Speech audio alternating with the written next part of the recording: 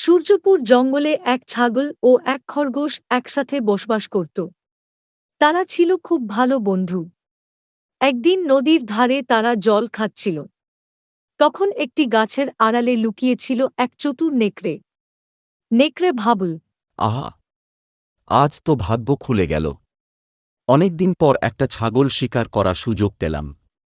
কিছু একটা চালাকি করে ওকে ফাঁদে ফেলতেই হবে।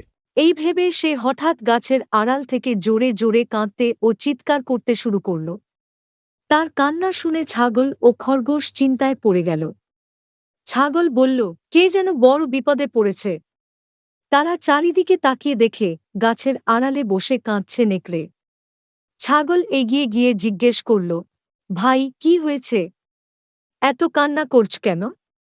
নেকড়ে বলল, আমার মাকে এক নিষ্ঠুর সিংহ মেরে ফেলেছে। আমি এখন একেবারে একা।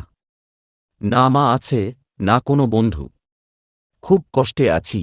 ছাগল সান্ত্বনা দিয়ে বলল, তোমার অনেক কষ্ট হয়েছে। চিন্তা করো না, আমরা তোমার পাশে আছি। চাইলে আমাদের সাথে খেলতেও পারো। খরগোশ সন্দেহ করে বলল, ছাগলও, তুমি কি করছো?